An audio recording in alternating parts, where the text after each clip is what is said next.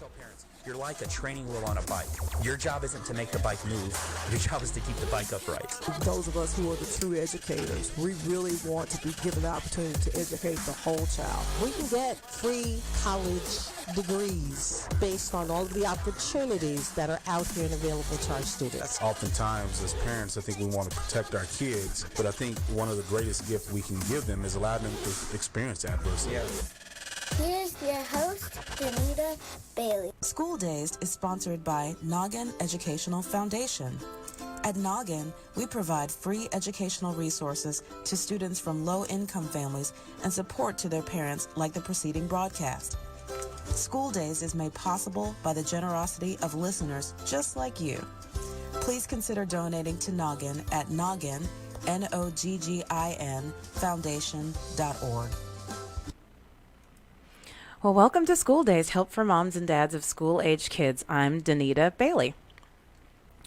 I asked a question of my Facebook friends to see if they'd be interested in an episode about gifted and talented children, and there were some very vocal responses about the gifted and talented programs and who's considered gifted and talented, and so they confirmed to me that yes, they did want a program or an episode about that.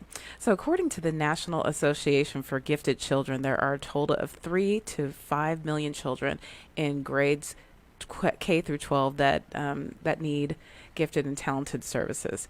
Children who are GT, as they call it, don't often present as most would imagine typical high achieving children do, so it sometimes can be difficult to identify them.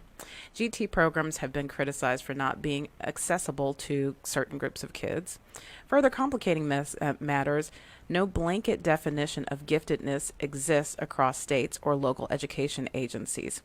Gifted children are uniquely wired, and the programs available to them have the potential to nurture the brightest minds among us. So let's just take a little quiz.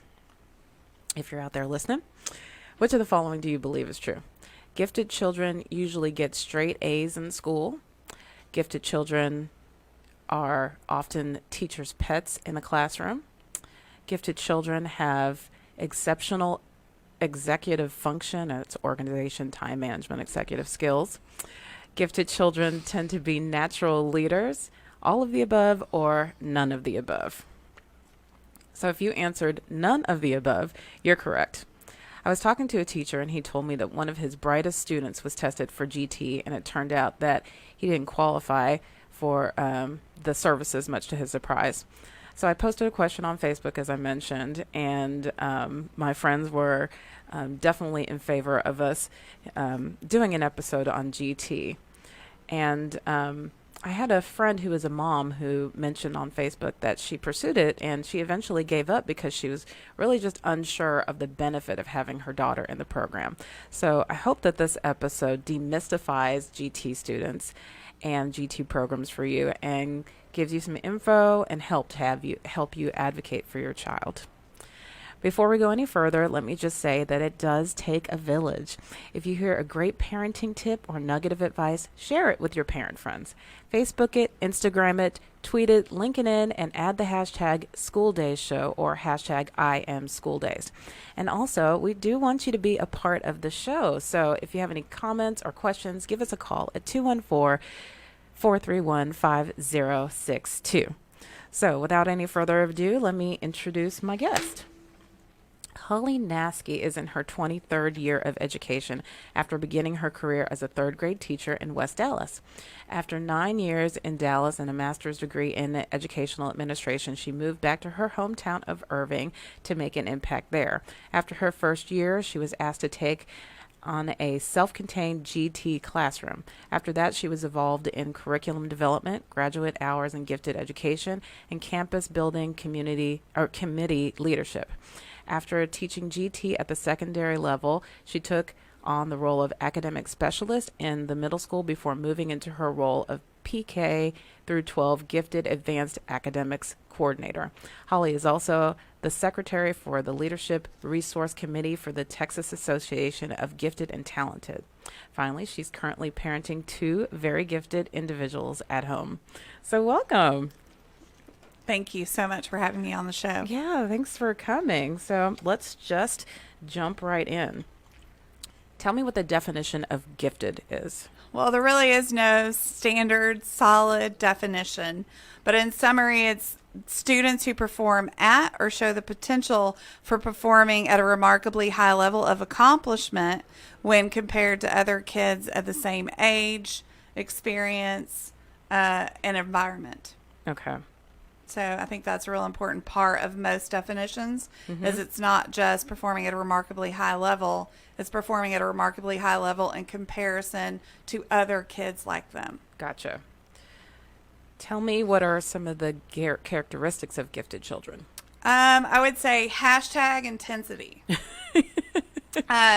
They can be intensely curious. They can be intensely emotional. They can be intensely creative sometimes for certain things that they want to do. Not everything. Right. They definitely have a propensity for language, or they'll have a propensity for mathematics. Sometimes both aren't there. They're either highly verbal or highly mathematic. Every once in a while, you'll get kids who are gifted in all areas, but typically it usually runs one or the other. One of the things about gifted kids is that they have very much overexcitabilities. So that's the kid who takes the socks off the minute you stick them in the car seat, can't stand the seam on the socks. That's the one who can't stand tags in their shirts. So thank goodness they don't have to really live through shirts with tags on them like we did when we were growing up. Those are kids who they're either super, super happy, like jumping up and down, flapping happy, or they're super sad, like it's the end of the world. And it really wasn't that big a deal. So they're also highly imaginational. So even for their age, so that's when you have the 14-year-old or the 15-year-old who still likes to watch Mighty Morphin Power Rangers and knows all the different shoot-offs of that series. I have one of those at home. So so very imaginational. But then there's also, that goes with some of that, is fear of the unknown and things like that, and they perseverate over things like that. So there's really, high academic, pursuits, creativity, but then there's the overexcitability side of that. And how are they socially? Socially, they can be really awkward unless they are with their same like-minded intellectual peers. Are they more introverted? Well, research shows that 67 to 70% of gifted individuals are more introverted. And what that really means is that the way they get their energy and the way they develop ideas is in solo flights of thought versus sort of group think, water cooler kinds of thinking. I know a lot of my gifted teachers will tell me that they are not introverted because their classrooms are a constant buzz. But it's a constant buzz about intellectual things, not necessarily social things. Right. And they're probably not going to be wanting to talk about what, quote, normal kids what's or your favorite typical color? kids are talking about. Yeah. Yeah. They're deep thinkers. They're very deep thinkers. They're in their head all the time. Yeah. What's the difference between high academic achievers and GT kids? So a high academic achiever is always achieving, always working hard. That's one of the things. A gifted kid is not always working hard. So high achievers need 6 to 8 repetitions to really learn and master something. Gifted students need 1 to 2 repetitions, and they've got it. Okay. High achievers need a more teacher-led environment, where gifted kids need a more student-led environment. High achievers will do exactly what's asked of you, and GT kids have their own ideas about what they want to do and how they want to show their learning. Okay, yeah. And they're probably motivated by less externally. Yes. GT kids are than they are internally. High achievers are motivated by grades. Right. GT Parents. kids, not necessarily. Yeah.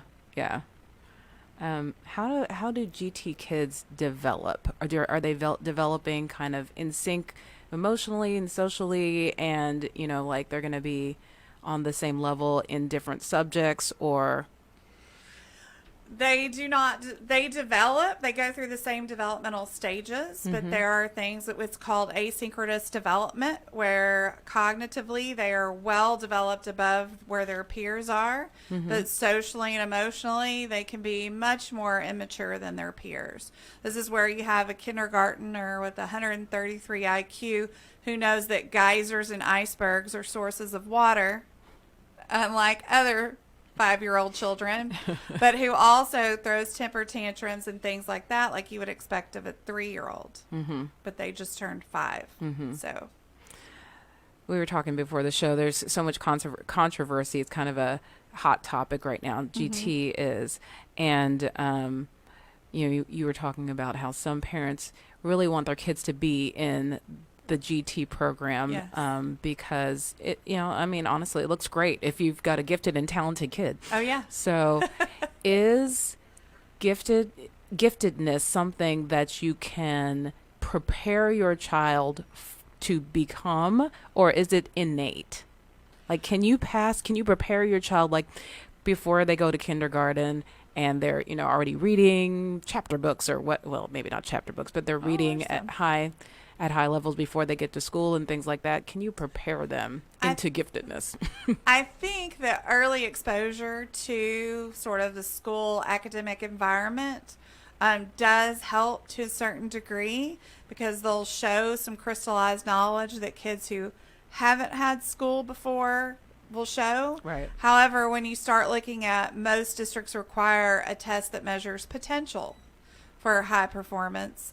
You can't really prepare your kids for that. It's a way of thinking. It's the way the brain is wired. I've had kids sit down with me to take a one-on-one test and then tell me that they have been doing those exact tests with their parent over the last month, only to not pass it? Not even be close to the mark that you're kind of looking for. Interesting. Okay. So, but I do think giftedness can be developed. Okay. Talk about that. So, just like sports, you have kids who have sort of this ability to do baseball really well. You can have kids that have ability and potential to do school really well and show some signs that they would benefit from that environment. I do think that you can develop that talent in those kids. I've seen kids go from not qualifying for gifted, being in a gifted classroom, and by the time they went to middle school, they qualified for those services. So I really do think it could be developed. There's 2 schools of thought in gifted. One of those is I identify everybody who's gifted, and then I create this program for them. Or you develop a program and you identify kids for whom would benefit from the services that you provide. Okay. So what is tested when you identify students? It depends district to district, state to state. Okay. You have some states like Ohio who say you will give these tests and these must be the scores for them to qualify. You have some districts who only measure ability. So, the potential nonverbal intelligence. You have some districts who use just achievement. You have some districts that use the state test. You have some districts. The state test? Okay. So, yeah, I've seen a few of those where they looked at the STAR test or our state test to determine if the child was qualifying. And, of course, if you use that definition loosely, that they perform high in comparison with other kids of the same age, environment, and experience, then you could use a state test. But state tests are criterion referenced. So there's a ceiling. You have to get so many correct and you'll make, a passing score. Right. You'll make 100. Right. And you don't need to have above average intelligence to make 100 on a STAR test, really. So right, we've had people on that said that the state test is not even indicative of your college readiness. Oh, it's not at all. Yeah. So not that's at all. So, but bizarre to me that they would use that for. yeah, some districts do. Qualifying. And in some districts, it's like it depends on the school which one they use. Okay. If they use an achievement test, which is nationally normed, or whether they're using their STAR score. What are the reasons why there is not more, more, I guess, legislation or whatever about what we need to do to test children? Is it because they're so different? Well, From one another, Yeah, I mean? different states are really about, most states are about local control. Uh-huh. And so it's very site-based. And it all depends on how are you going to serve gifted. So if you're going to do it academically like we do in Irving, then the way you identify needs to look at different academic measures. So we look at aptitude or like intelligence. We look at achievement. How are they performing currently? And then if both of those are high, they qualify. If only one of those is high, then we look at performance products. So we have like a portfolio process. What's that? So that's where you give kids activities in which they demonstrate fluency, flexibility, and originality of thought. Okay. And so you give them actual math activities and they write their own word problems. You give them some math problems and they use a variety of numbers to perform different operations that would be indicative of that grade level. If they could do all of those correctly, they could probably actually do it on paper, but not do well on a test. So the state says, Texas says that you have to look at least 3 different measures. So is there a chance that they could not do well on the testing, they're not doing well academically, and then they're passed over because of those 2 things, but they still are GT?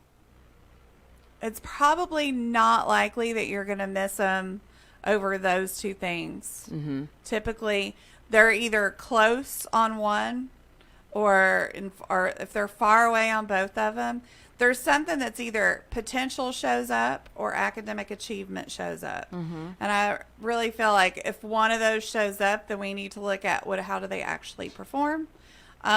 Sometimes you can use inventories with teachers and staff, looking at that child. Do they do some of the gifted behaviors more often than not? Okay. So there's lots of different ways to identify gifted kids. I asked this because, and you and I were talking before, my son was in the 2nd grade last year, and they gave all the 2nd grade students in his district a test for GT. And I didn't hear anything, so I assumed he didn't qualify for GT. But, just in researching for this show, I know that, at least in the state of Texas, it says that you've got to test them in multiple ways. Is that correct? Yes. Okay, right. Multiple different. So my son is high functioning autistic, and he's gifted in art and math. And I wonder if he was possibly overlooked because all they did was the assessment. And he did not meet the levels on the assessment. So, okay, you're not in that group then. Yeah. But what if he was not testing well, or he particularly was having a hard time. That was when we were figuring out. He had a lot of issues at that time, and so I wonder if he's been passed over erroneously because he did not do well on this test. There are a lot of districts that give a screener, and it's a one-time thing, and they screen everybody, and it's one test. And they'll look at that test from which to pull kids to do further testing for gifted. And that's just what some districts do. Every district has something different than they do, So what do you do if you feel like your child really does qualify for GT, but they took that test and they weren't testing well that day, or for whatever, the kid didn't care about the test, well, that could happen too. Yeah. Right. So what do you do if you're like, wait a minute, I think he really has potential here? Parents are always their child's best advocate, and I always say ask questions. So what I would have asked is how did he perform on the screener, and what was the cutoff for the test? Are there any other measures that you look at besides just this one? And if they say yes, we look at some other ones. You can always appeal. So all districts have an appeal process that you have to go through if you feel like that decision was an error. But districts are now required to communicate the results of those tests. So, Is there an age that you should wait until for them to be tested? no, every kid is a little different. Now in the state of Texas and a lot of other states, all kindergartners have to be screened and considered for GT placement. Because we have a lot of parents who just don't know about gifted, so they probably wouldn't refer them. So we look at all of our kindergartners, but it's all different. It just depends on the child and how they're developing. I have some kids who come from other countries. And so there's that whole thing that's going on in the brain. It takes them a couple of years to get caught up. And then once they're caught up, they're just gone. We had a little girl who came to our district in 7th grade from El Salvador, I believe, somewhere in Central America. And by 9th grade, she was number 1 in her class. Wow. That child was gifted, you know, for sure. So it's just one of those things. It depends on the kid and it depends on where they're at. Some kids really hit a streak about 4th or 5th grade, and it really starts to show up. Got it. Who's qualified to conduct this testing? Usually you have GT specialists in most districts in the state because it's a pull-out model. They have somebody who can test them. A lot of counselors do the testing as well. Some tests that you can use can be diagnostic that kids take on the computer. So.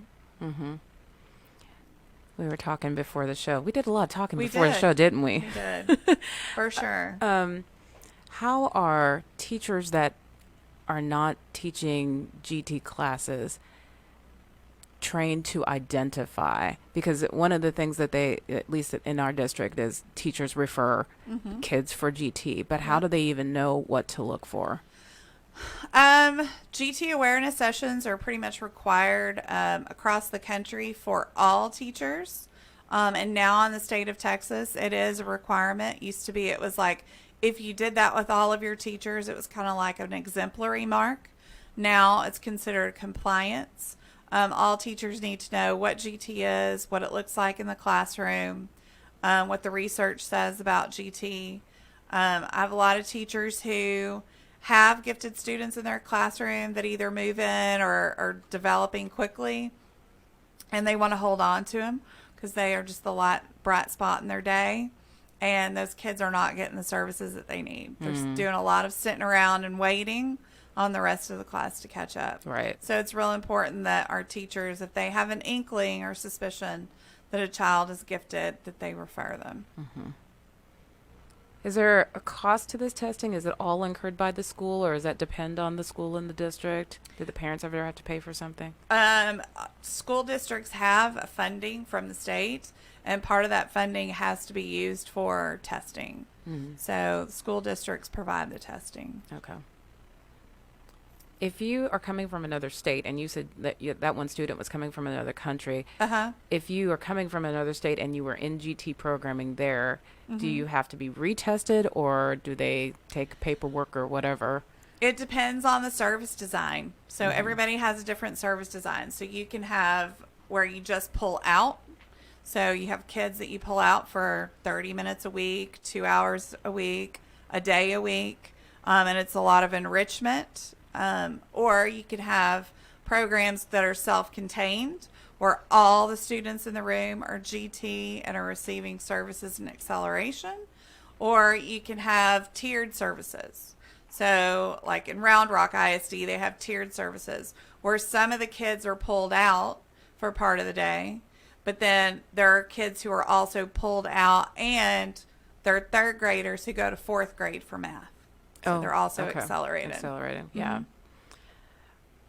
So it depends. If they come from a district and they have recent testing, sometimes we look at that testing and they can go right into a gifted classroom. Because there's something comparable where you something comparable, nationally normed, that you can be like, oh yeah, we definitely qualify them with these scores.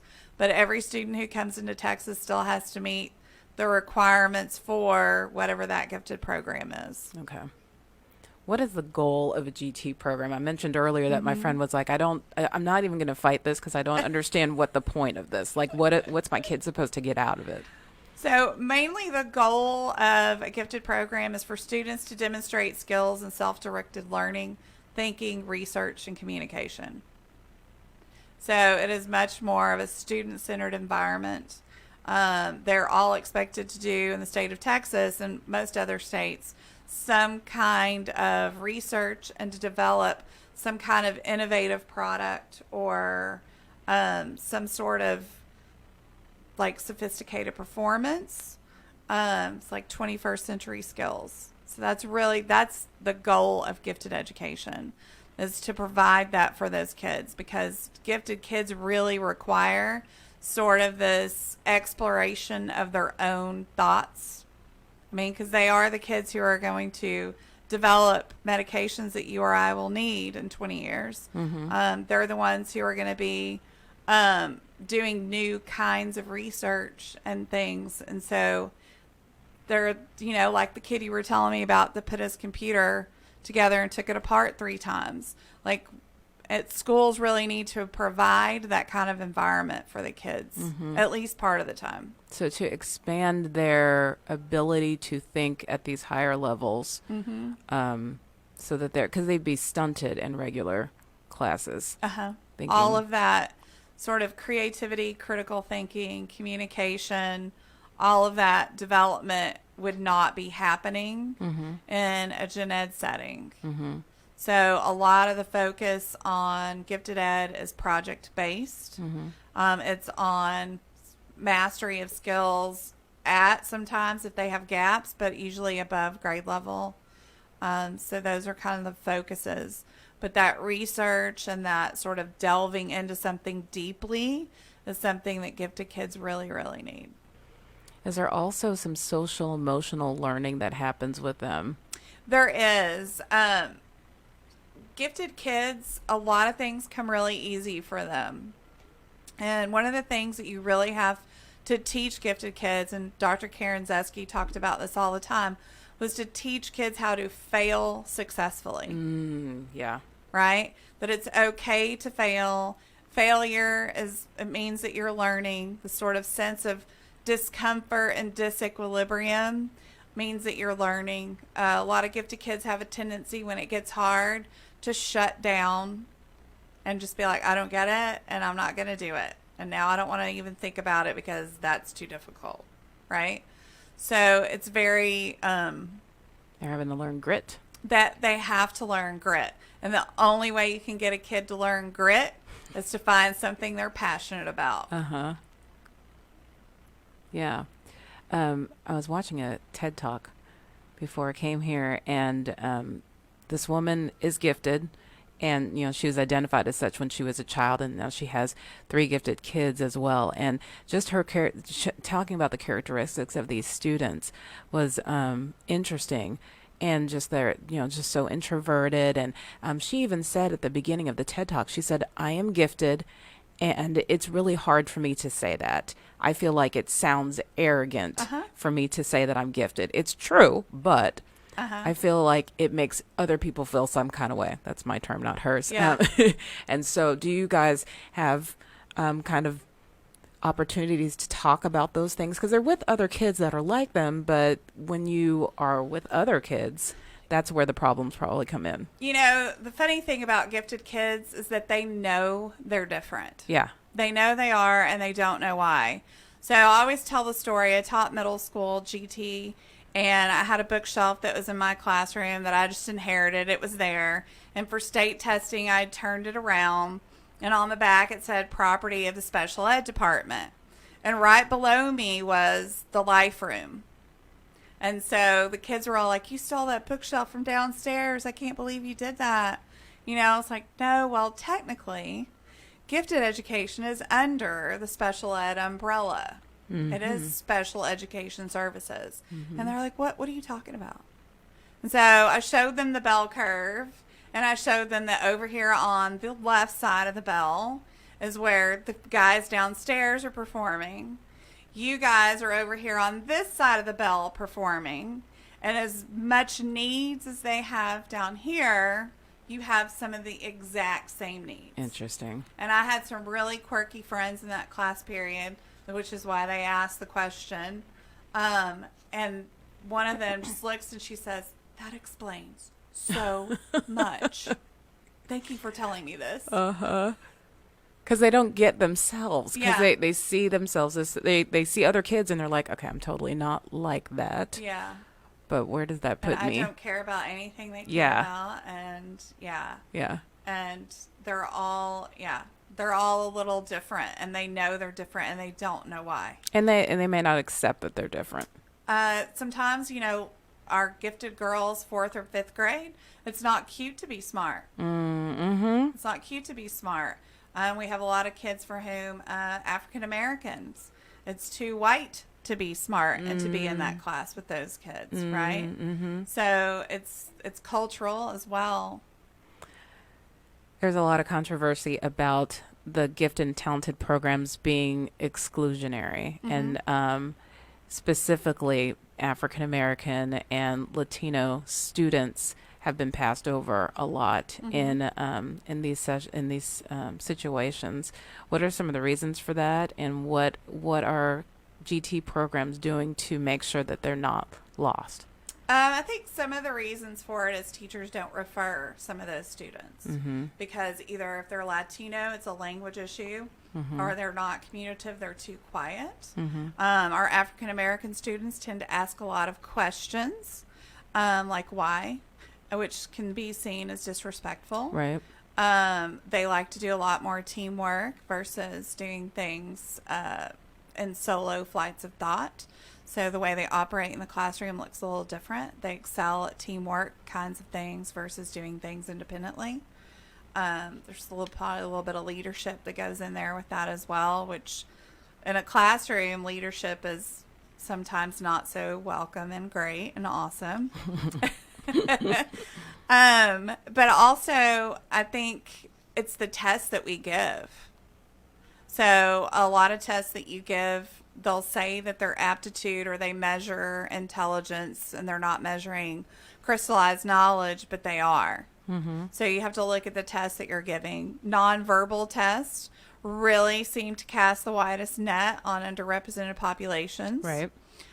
So we utilize nonverbal testing, but also local norms help a lot. So if you have a cutoff, if you want the top 5% or the top 10% of your students, look at a test all of your students took and then see where's that percentile for the top 10% or the top 5%, because it's not going to necessarily be the 95th percentile for your particular district. It may be the 80-something percentile was the top 5%. So you have to look at local norms as well. And then Dr. Scott Peters has some things out like the HOPE scale, which really force teachers to look at a particular student compared to other students like them. For example, a student who lives in a low socioeconomic environment who's only been in this country for 2 years. So in comparison with other kids like them, do they do these sorts of behaviors more often or less often? Okay. And so it really gets them to focus on that student in comparison with others. And that's how they're identified as possibly GT Yes. to receive the testing. Yep. How do you decide if those are high achievers versus GT? That's when you look at the other measures like potential, performance, achievement. There's a statistic that says black students are 3 times more likely to be identified by black teachers. Why do you think that is? I think because cultural norms of behavior in the classroom sometimes are more readily accepted. They are more, more in tune with how they express themselves and the things that they do that another teacher might not be in tune to. I've found that students that were being issues for a particular teacher, a lot of it was they were asking questions and the kid was absolutely right, and the teacher forced them into this one way of thinking. And they don't do that. And that's okay. So there's more than one way to get to the airport from here. There's more than one way to get to the correct answer.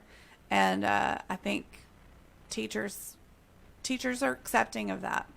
So. And that's unfortunate because that's kind of the whole point of the GT program is these kids think differently. Yeah. And they're, the point of the GT program is to nurture the difference of thinking. Yes. Yeah, and not be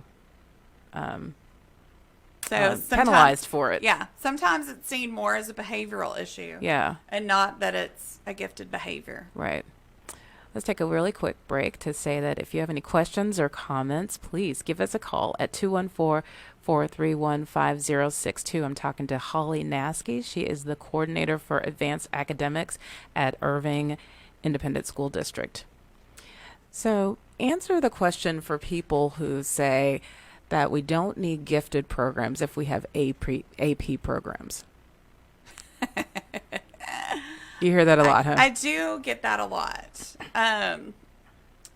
Sometimes AP is good enough for some kids, but sometimes they need AP, that kind of coursework, earlier than other students need it. So like in Irving, we're self-contained.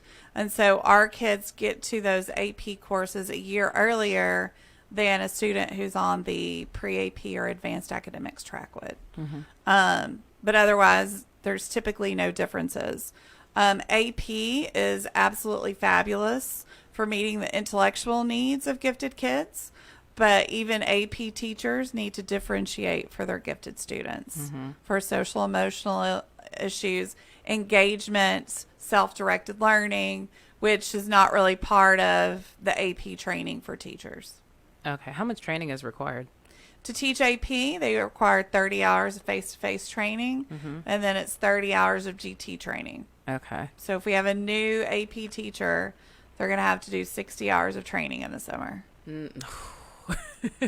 That's a heck of a lot. It's 2 weeks. It's a heck of a lot when you need your summers, huh? Yeah, it is. But worthwhile for sure. How do we know if the GT program, because they're so varied, it sounds like across the nation, yes. How do you know if it's a quality program? I think if you look at what the district is offering, is it research-based practices? Is it meeting the needs social emotionally of kids? I know some programs that focus way more on social emotional than necessarily academics and acceleration. Some focus on academics, acceleration, and social emotional really nicely. And so you have to ask, what are you doing? What is your service design? If it's pull out, what curriculum are you using? What are they doing during pull out? Are they just doing their annual research project, or are there other pieces that are going on? So how are they meeting the needs of those kids academically, socially, and then just teaching them how to be hardworking kids who can overcome failure. Right. And I guess also, how are they meeting the needs of your specific child? Yeah. Does your child seem to be progressing and flourishing in the program? Yeah. So what are some of the special programs like Chess Club and Duke Tip? What I keep hearing about that. What is Duke Tip that are available to them? Sent all those names out. So Duke Tip, it's a program by Duke University. It's sort of east to southeast, southwest, sort of. Johns Hopkins has another one. So everybody kind of there's different ones around the states. And what they do is they look at kids who are scoring in the top 5 percentile, whether it be state testing, MAP testing, all kinds of testing. And they look at how do we maximize those opportunities for those kids. And so one of the things that they offer is they offer the opportunity for a 7th grader to take a college entrance exam. So to take an SAT, to take an ACT. And I always think it's really good to do around 7th grade, because if you've ever taught 7th graders, They don't believe anything you say. And they're really special. It's a special age for sure. But they see finally that they do not know everything and that they have lots to learn when they take one of those tests. I think that's really, it's the most interesting thing was that, you know, my son took it and came back and said, wow, I really don't know any algebra 2. I really am going to need to be in school for the next however many years. Yeah, it's going to be really important. I don't know everything. Right. Yep. So you said it's for the top 5% in your district. That's not just available to GT students then. So Duke Tip is open to any student who's performing in the top 5 percentile points. Okay. So, and they have cutoff measures for Duke Tip. What are some other programs? So they offer some summer programs, like 3-4 weeks. They have a program where you can apply for a scholarship to pay for some of those or a lot of it. But they're usually really expensive programs. As a parent, I've seen the cost of some of the programs. But then they'll also do some weekend ones that are a little bit more nicer to the paycheck. So, you know, your bank account doesn't cry. So they'll do some little day school opportunities. I had a girlfriend who sent her son down to Rice, and they got to do research, biomedical research, and actually watch them work on a cadaver. Oh, wow. Like really cool kind of stuff. And they have decathlons. So there's academic decathlons and academic competition. Some of my GT counterparts from around the area, they're in charge of their UIL academics or their academic decathlon. I'm not. That's handled by the social studies coordinator. So it just depends on where somebody decided to put that. Destination Imagination is another program. It's really big in Irving. We had about 96 teams last year. But it is a creative problem-solving competition. Okay. It's really cool. So it's either technical, scientific, fine arts, service learning, improv, engineering, and kids develop a solution, and they work on it all year until their regional tournament in February. And they do a central challenge, and they do an instant challenge. And the instant challenge, they have like 5 minutes to do. And they score both of those together. It's a really great program. Yeah. Are these programs that are just available to GT students, or could any typical student could be in UIL academics. Any student could be in Destination Imagination. Okay. We also offer summer enrichment. Most of my counterparts do as well. A camp called Camp Invention that's sponsored by the National Inventors Hall of Fame. And it's a really great, hands-on, awesome program for kids. I love that.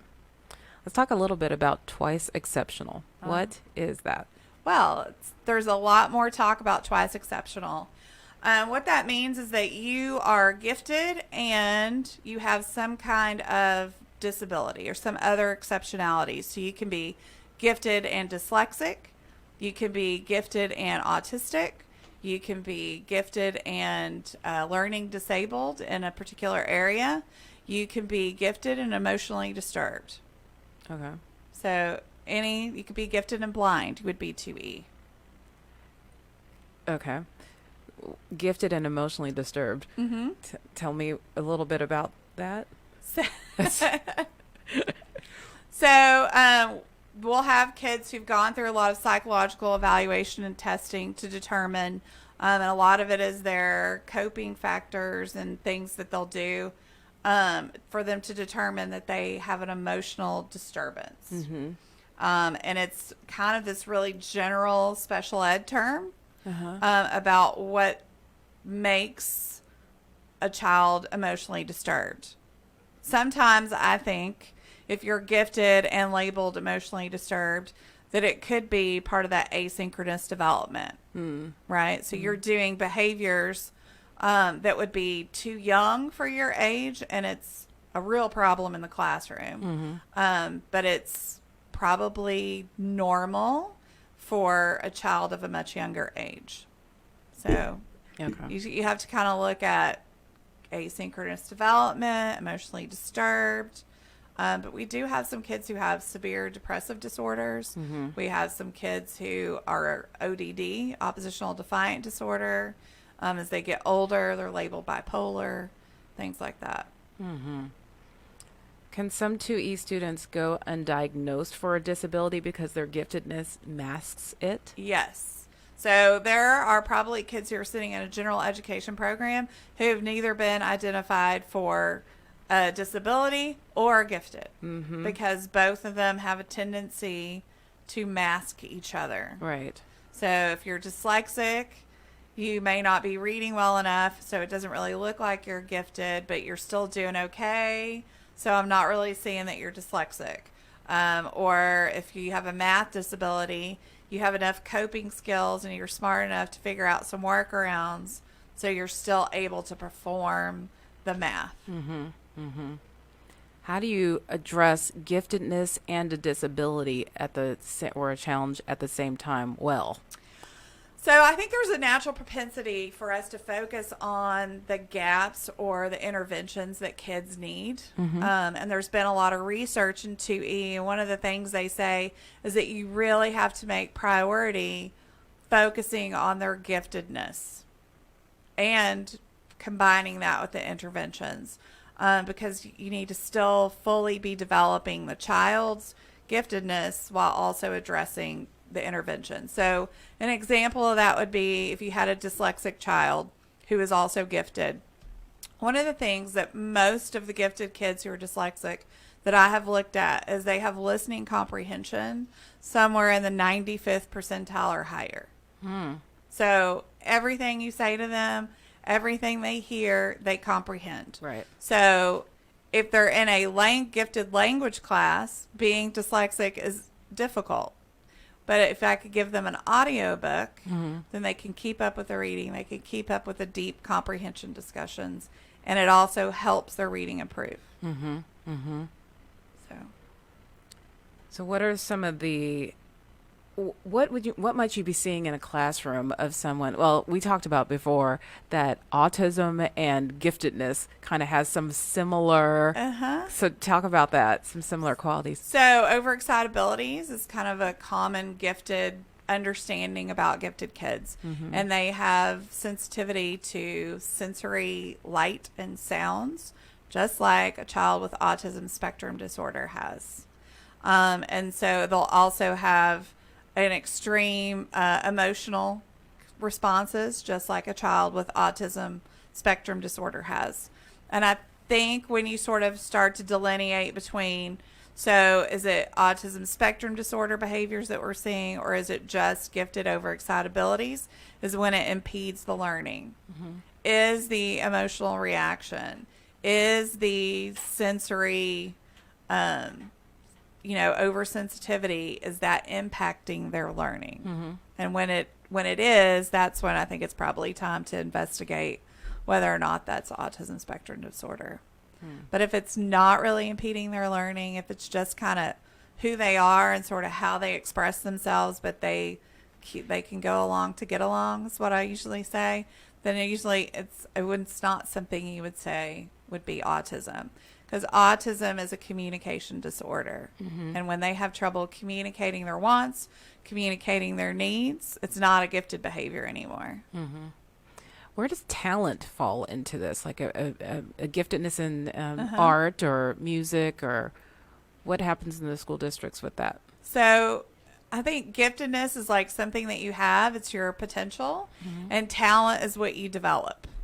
And so it's usually, you'll see a lot of districts call it gifted and talent development. Right. So you can have an ability or an innate gift to do something, but it has to be developed. It's really funny because both my children are musicians, and they'll be like, your kids are so talented. And I'm like, well, actually, their father is a drummer, so they came with some of that natural ability. But the talent is what they've had to really work hard on and develop. Are there programs to develop if you've got if you're in the GT program and you also have giftedness in art, let's say, is there stuff, or is it just academic? So typically most districts serve academic, other districts serve enrichment. There are schools for developing gifts and talents in fine arts, like fine arts academies.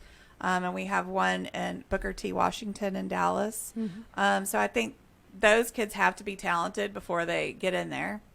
But I think it's still about developing that talent, because I've known people who never took an art class in high school but had sort of this innate thing and then started to work on it and develop it, and they're amazing.